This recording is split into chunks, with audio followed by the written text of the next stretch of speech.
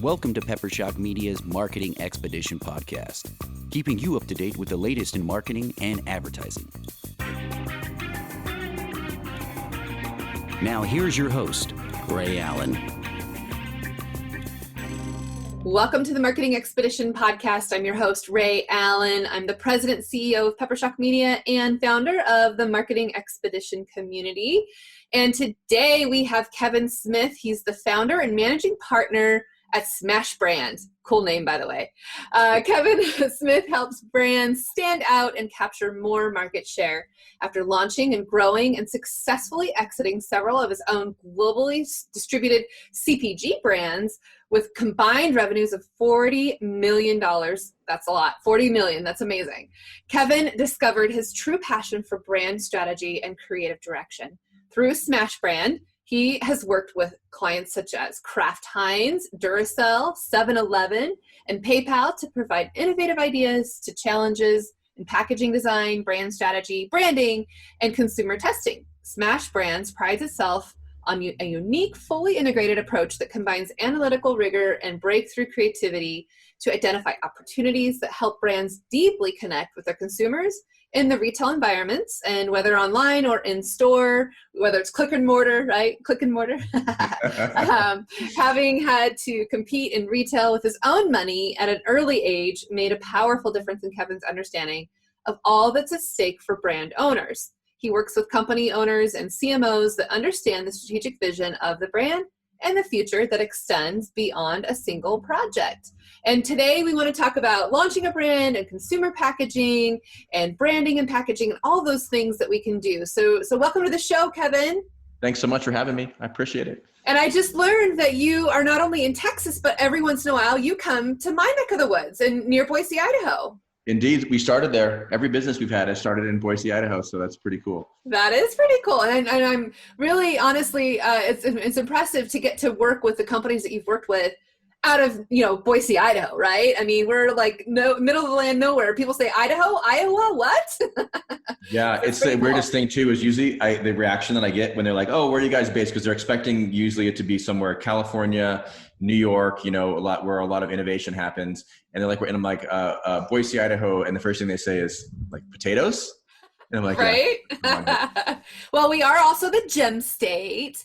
And our fruit is huckleberries. So at least there's something more, right? You can give them something more. Yeah.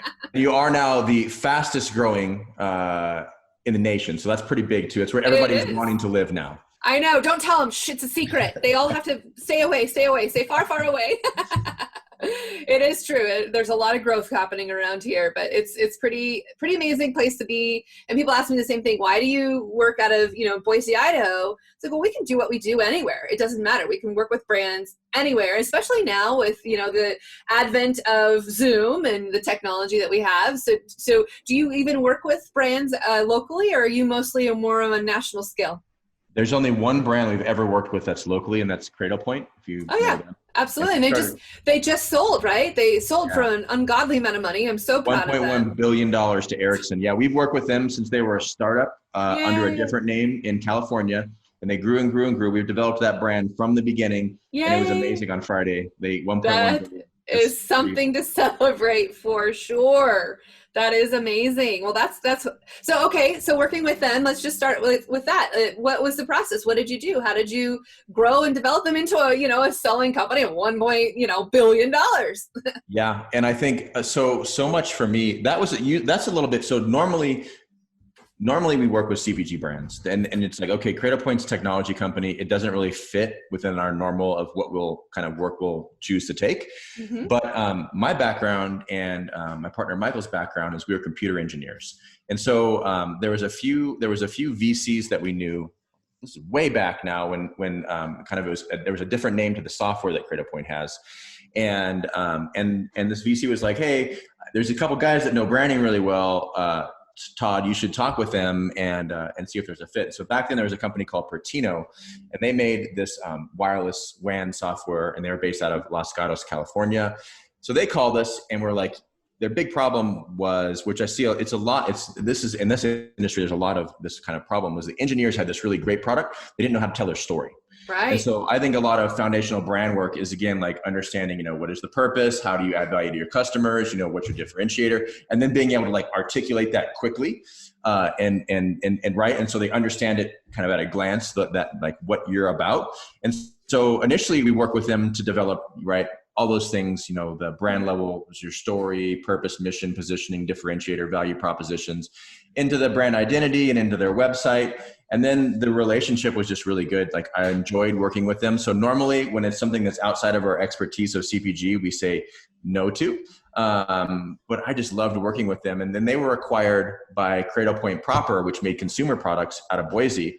Right. And they kind of took their software and brought them into Cradlepoint, but their whole team kind of took over as CMO of Cradlepoint. So then we rebranded Cradlepoint to really be like anti-Silicon Valley, like all their new logo and things. It's the Boise Mountains. We wanted it to be very kind of like local first. This is a disruptor that's not the typical Silicon Valley company, right. And kind of humanize the brand. So we did that for them, and then have carried that through, and now it's through their hard work and making an exceptional product. They've great. I have to tell you one short little story. This pandemic has created new opportunities for us and things I never thought I would be doing, like virtual graduations. We also have video production in our agency. So one thing that we got called up, pretty well-known person here, he passed away, and his daughter called and said, hey, we're not going to do the funeral in a normal setting. We're going to do graveside, but there's no place to plug in. There's no Wi-Fi. What can we do? How can we stream this so that everybody doesn't get sick, right? And so we used a Cradlepoint, and we used a generator and a battery, and we live streamed graveside funeral. Who knew that that's something that we would even need to do or think to do? But it worked amazingly. We got a signal. It was great. I mean, we had over 400 people log in to watch this funeral. And anyway, so just case in point, retail side. I mean, it was a great story for Cradlepoint, and of course, what does that have to do with the cell? I don't know, but it's pretty cool, the technology that they've created. I mean, they have the perfect use case for today of people probably being remote and needing connectivity, and just make it happen. Even cool stuff, which I love that they do, where there's like a hurricane comes through and all these families are separated. They'll just ship routers out there to like all these kind of pop-up locations, and now family members are able to connect and call each other where they were and they do all this for free. And I think they're an amazing company. They're a great company for sure. But let's talk about what you do focus on more, and that is the consumer packaged goods. Tell me more about kind of your path. What got you there? We are on a marketing expedition together. So tell me, just give me the stages and then kind of where you're landing now. Yep. So longtime entrepreneur. I probably started my first business when I was 13. I started a little computer company in high school, and it was then I found out that I'm pretty good at making things sell. Not good at growing the business or anything else, right? Like you need different talent for that. But my thing was being able to. I didn't know what it was called back then, but kind of positioning and differentiating a service, and so the other people were excited to buy it. Because at 13, that's what you focus on, right? Those big fancy words, nerd. Right? I was a nerd. I was like such a nerd when I was growing up. It was bad. I was a super nerd, but I was actually making good money at that age. And then I ended up joining the Marine Corps, and so actually learned a lot there of just kind of general leadership and growing up quickly. And then from there, went into computer science degree, which never used really. And how much do we always use the degree that we're learning, right? Yeah, none. And that's when I took my first job. It was to use that. And I had met my business partner for the last 20 years, and he was a fantastic engineer. But I had the idea, I wanted to launch a line of our own products. And so I convinced him to quit his job with me and kind of take all the money that we had in the world to put into it. And we did that. And it was a nutrition brand, and it was successful. We had that up to, with very little marketing, up to like 7 million in sales the first year. And then we exited out of that brand, and we ended up doing it 4 more times. And really it was the way that we worked was unique, especially back then. And there's different ways to be successful, but the way that it's always worked for me to cut through is extreme differentiation. I call it white space. If we can find white space for a brand, and there's so many ways to do it, even if you're a commoditized product. and we can differentiate, it's going to elevate you and the consumers like competitive, kind of when they're making that choice in that competitive set, you're elevated and you're probably going to get purchased if it aligns with kind of the need states that they want. So we had, being that we were software and data people, the reason that we were successful is we created software where we wanted to know, why can't we prove all these things at a brand level before we commit money to it? So as we're developing a name or, identity systems or packaging design or the brand messaging, all of this, I want, focus group tested all the time and to be statistically accurate, but I want it done online and quick. And back then, this is 2001, 2002, nobody was doing this stuff. And so we were able to develop these systems where we could bring in all of these consumers, these pools, test every idea we had and realize, hey, the idea that we think we have is actually really bad. So pivot on that and eventually get to a place where our ideas are beating out the competitors, which are national brands for like purchase intent and standout and preference. And then we know it's time to go to market. It's this kind of long process, but it's really quick on the data side. And so we would do that for every brand, almost no marketing. It's almost like you kind of flip the idea of try before you buy, try before you sell, right? And that way you can make sure that what it is that you're about to do is actually going to sell. Yeah, no, absolutely. And it's not that we invented that. You traditionally, right, you hire an agency who's working on brand level things and packaging, and then you can hire a research agency that's out there doing all this kind of qualitative, quantitative research and consumer testing, but they're really not ever vertically integrated where it's like seamless into the process. And where, you just kind of know these things up front. So that's what we developed. And then kind of fast forward to today, we were selling one of our brands and the VCs that we would work with, they would say, hey, we've invested in this other brand. We want to use your process. So we just called it Smashbrand and we would take a few clients at a time. And then that kind of took off. And today we're still the only data first branding agency where when we work with a company and we're sort of choosy, but like every change we make, whether it's a change in name or we're moving a typography over to the left an inch, we're going to show you what that impact has based on where you are today and the competitors and basically the forecasted sales impact that you're going to see out of that in the future. So usually when a brand will work this way, we can see, like a 40 times return on investment.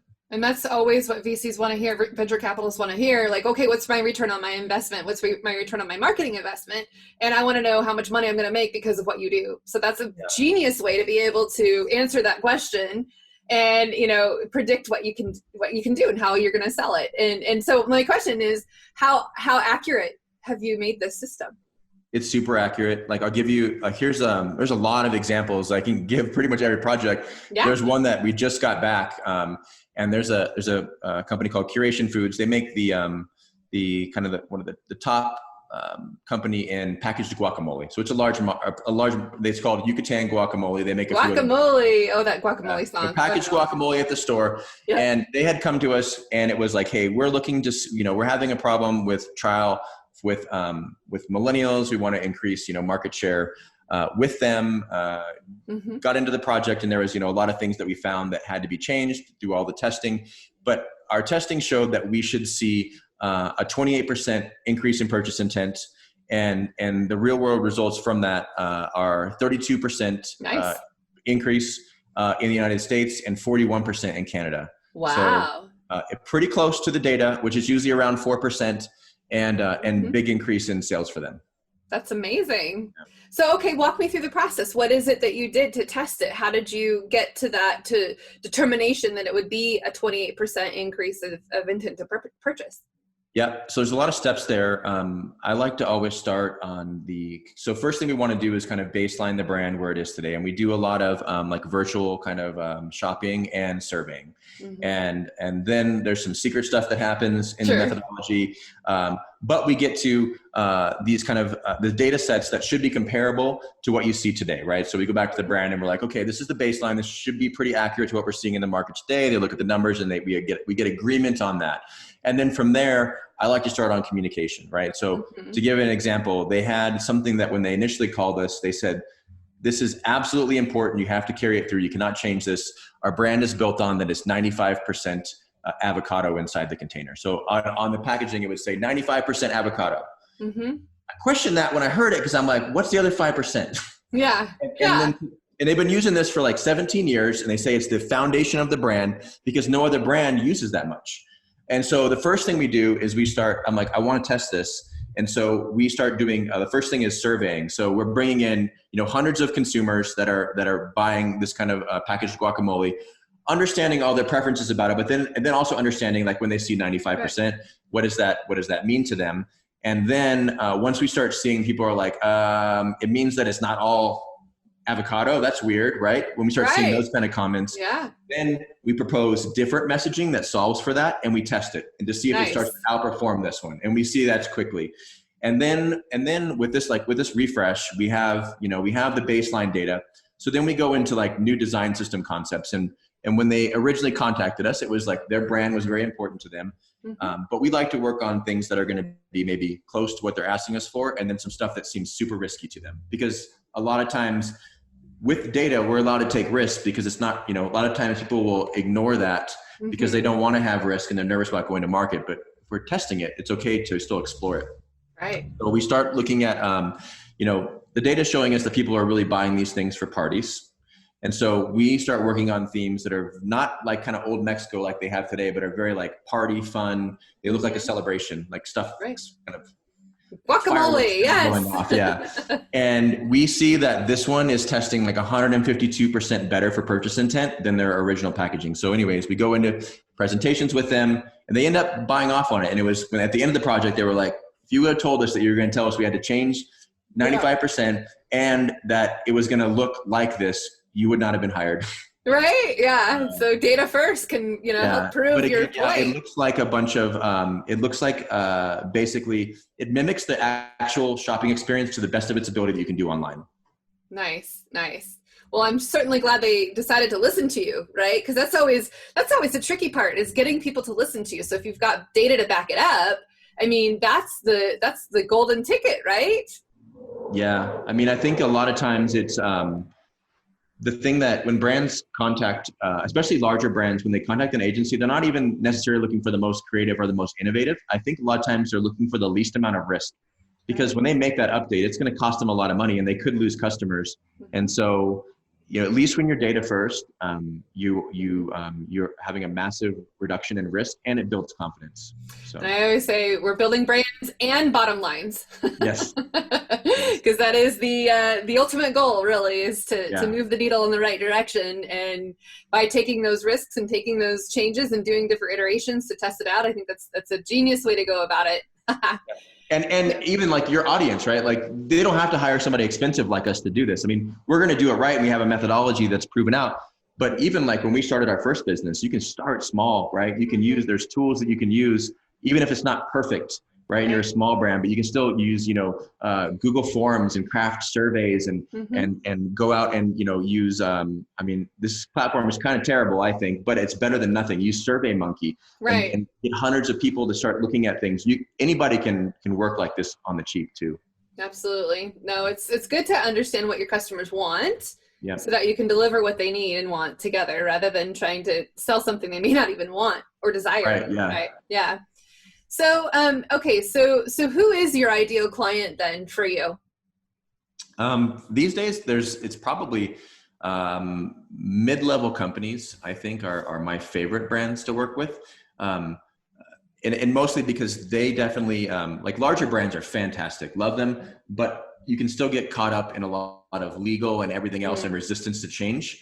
Where I think mid-level brands, they have traction in the market, they're doing well, but they're also open to change and they're able to make decisions quickly. And so those are my favorite. Maybe they're already hitting 20 million in revenue, and they're looking to really kind of be that big national player and to have that next level of growth. That's my favorite companies to work with.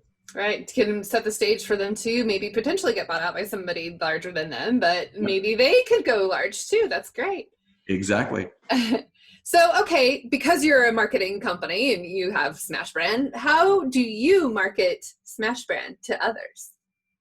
Okay. Yeah. So I think that goes back to my whole, just like anything that I do, I believe extreme differentiation is the key. So, for me, like marketing Smashbrand, if I couldn't do it this way, I wouldn't have started it, but it's the only data first company that can prove the performance to any change that we're going to recommend to your brand. And we can, prove out purchase intent. We can show you the sales impact that every change is going to have. And nobody else can do that and has invested in the time, the software, and the methodology like we have. And so for me, again, that's just a differentiator. And so when a company is talking with us, it's either that resonates with them. They're like, yes, we need that. And nobody else that I'm talking to has that. So you're the only choice. Or they want to do something more traditional, and that's okay. But that's how we're positioned. Now, do you partner with other agencies or collaborate on projects, or are you kind of solely just on your own doing what you're doing? Right now, we're super selfish, and we've been just solely doing it because we still own brands today. It's just time. So that's why we're super selective, is that we have minimal amount of time to be able to focus on our own brands that we own and do this. But we are developing this kind of software and platform where we're hoping within the next year, we'll be able to offer it to agencies where they have all these analysts and things that are kind of white labeled. They can bolt this onto their company, increase revenues, and deliver a better product. Now we're talking. That seems interesting to me. Yeah, no, I mean, and you're right. Like, SurveyMonkey is limited, and there are other tools that you can try to use, but it does seem like there's definitely a need in our field for something like what you have to offer. So I could see this being your next big thing, right? The next big brand or white label that you could do for other agencies, for sure. Yeah, it would be cool. Yeah. Okay, so let's see. How have you been inspired along the way? What kind of things are you listening to or reading, or maybe there's a mentor along the way? Tell me, where do you get your inspiration from? Yeah, that's actually a tough question for me. I'm kind of a introverted person, so I don't go out there a lot and do a lot of things. I would say my first big inspiration was my dad, who was an entrepreneur. He never really made it big, but man, he was always out there trying, and I'd be, going to sales calls with him, since I was a little kid, and he never gave up. And like, for me, it just kind of ingrained that in me, is you don't even when you fail, you don't give up. There's been a lot of, I'm always kind of learning, right? And I think the stage of recommending something is like, hey, is on the brand side, on the agency side. One thing that I had read very recently that I thought was a fantastic book was The Business of Expertise by David Baker. There's so much like self-knowledge that has happened, but that book, for anybody that's kind of selling a product selling a service business, that book was eye-opening to me. What was the top 3 takeaways from the book? I haven't read it yet, so I'm going to add it to my list. Tell me a little bit more. It was just niching down as far as you can into a specific expertise. And I did after I read that a few years ago, I did make changes to our business, and it probably doubled on the Smashbrand side. Yeah. Wow. Where that's the biggest takeaway, is just being a complete expert in a certain kind of a niche. Where you're kind of the only choice, and you're extremely differentiated. That's again a big important part of it. We had a conversation. So I'm teaching at Boise State marketing 401 upper division class, and we've talked a lot about differentiation, and it's all about agency operations and just things that you need to learn about this. And so I think being able to be a differentiator can really help set you apart from others. But also, I think that if you can purposely find the things that are going to make you a different agency or different, brand or whatever the case might be. I mean, that is ultimately what we're here for, to help make that happen, right? Yeah. And I mean, it's interesting when I look at, there's so many, on the agency level, there's so many generalist firms out there that say that, they do everything. We do web and SEO and digital marketing. And honestly, they're probably, my opinion is they're probably when you offer that many services, you're probably pretty mediocre at all of them. And I mean, I've hired for my own brands a lot of those kind of firms, and I have been. And then there's really, expert firms out there that just do amazing work. I would challenge like any agency out there. Companies hire you to be creative and find your own kind of differentiator. And that's going to make all the difference to your business. It really is. Yeah, I like that. Okay, so let's see. Let's talk a little bit about some things that you are proud about. What are some accomplishments or some projects you've worked on, some campaigns that you've done? What are you most proud of? Sure. For me, it's just I think that today it's being an entrepreneur is difficult. And so I don't want to, I'm not big on like bragging about things, but for me, it's just being able to actually say that I am an entrepreneur and I've made my own worth. And that to me is the thing that I'm most proud about. I mean, it's not easy. People that do that are kind of the backbone, I believe, of the economy. And it's something that makes this country absolutely great that we have those opportunities. And then there's a lot of, 9 out of 10 fail. And it's right. And so you can still call yourself an entrepreneur when you fail, but truly I think the ones that earn that title are the ones that are able to ride it out a little bit. And that makes me proud. Okay, so we talked about guacamole. Tell me another kind of success story or something that you did to help a brand move them forward, or maybe they sold, or maybe they made, like you said, they tripled, or however, whatever comes to mind. Like, what's another story besides our guacamole? But tell me something more about a way you helped a brand out. Yep, and I apologize. There's we're working from home. I get it. There's a lot of them. There's a really good one. And this was, I think it was one of the first projects that we ever worked on. And there was a gentleman, and he called me. He had a sports nutrition brand, and he and his son had this idea that the video gaming market was pretty big, and they were going to take the sports nutrition thing that you would take pre-workout that would give you energy and rebrand it for people playing video games. They'd have more energy. I'm like, I don't know. I'm not sure. Okay. All right. We can do that. Like, it's interesting. It's differentiated. That's for sure. Nobody else is doing it. And so, we worked playing video games can be pretty intense. I know. I have a 12-year-old and a 15-year-old. I mean, it can get pretty intense. It can, yeah. And this was their idea. And then so we started doing the research, and I'm like, this is actually feasible. There's definitely a market here. So we got into the naming of it and developing of the brand. And fast forward to today, still a client of ours. We still work with them. They're one of the 10th most influential brands, CPG brands in the video gaming industry. Massive brand. It's called GFuel.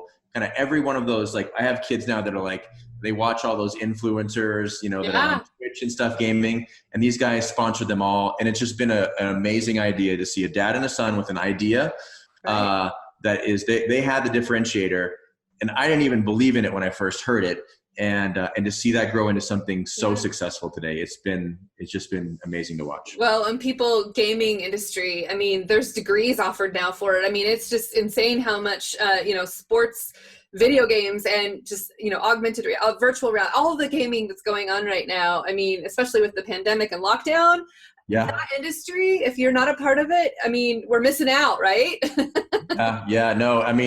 It was just, I believed in that brand within 6 months of them launching. I saw the growth that they had. I'm like, it's a huge market. They just nailed it. And I mean, now they have, from everything from Xbox and Nintendo trying to get in with them. I mean, they've done a great job growing it.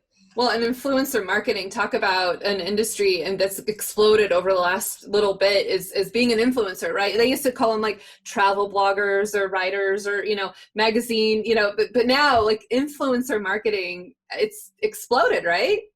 Yeah, it's funny. So here's like a very short story. It was like my first understanding of influencers. I just didn't realize how big it was going to be. But that first brand that we created, it was a nutrition brand, a sports nutrition brand.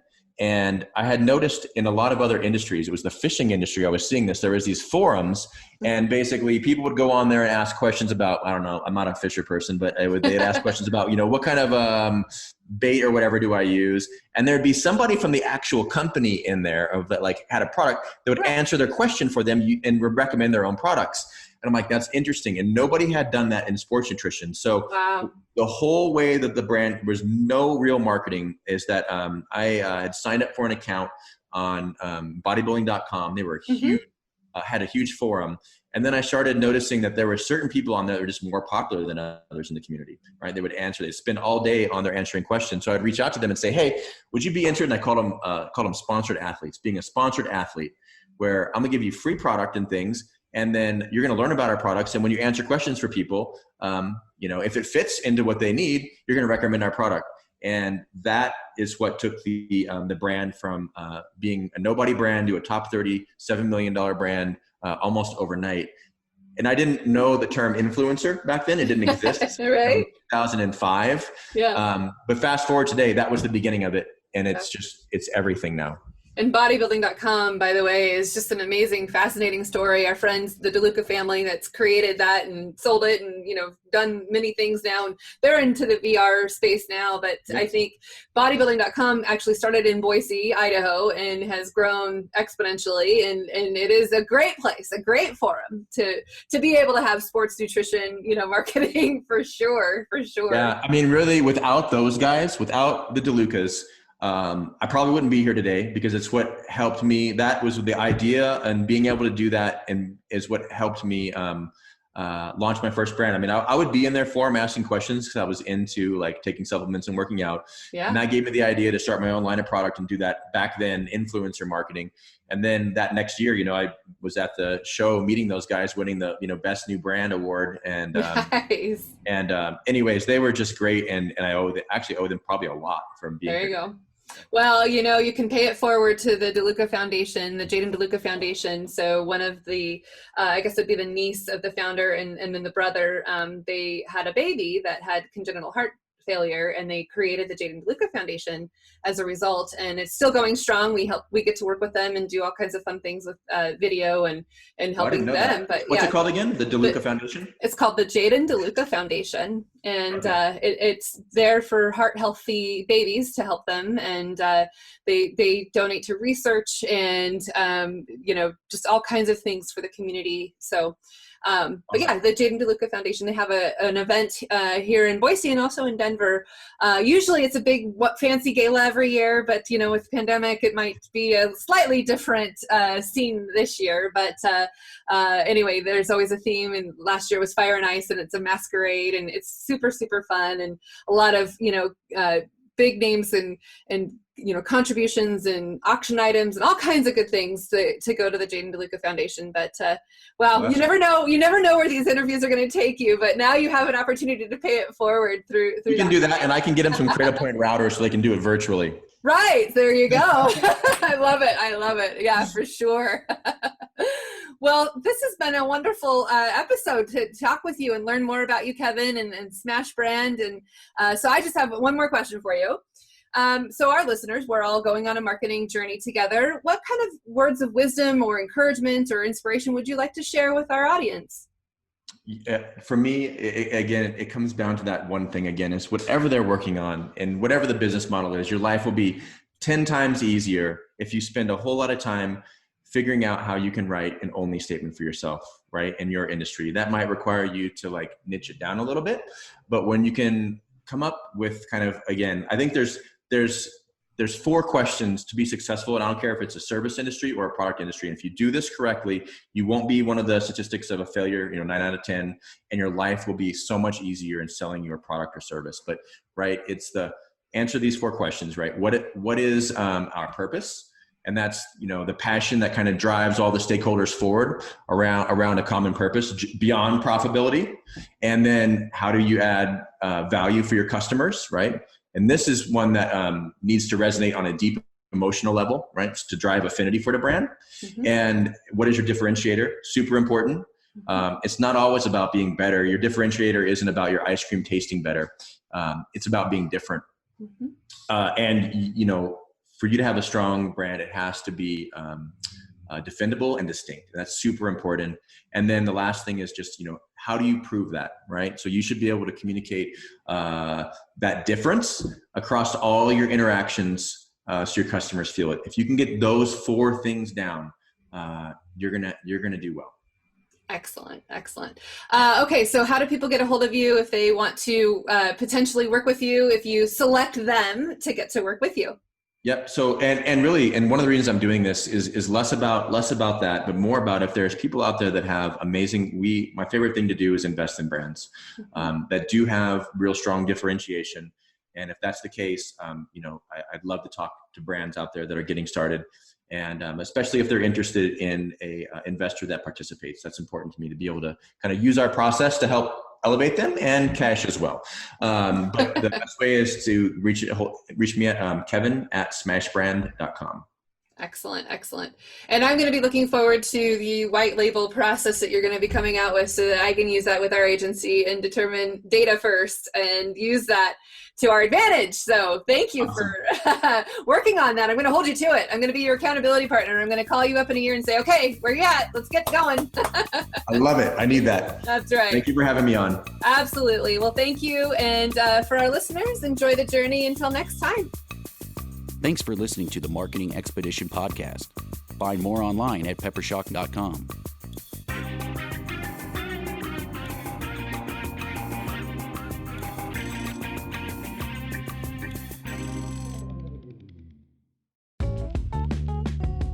Wouldn't it be great if there was one place you can go to get all the latest information and tips about marketing and advertising? The Marketing Expedition community is that place. People like you gather in our online community to build relationships with others and find the latest marketing trends, tactics, tools, and technology.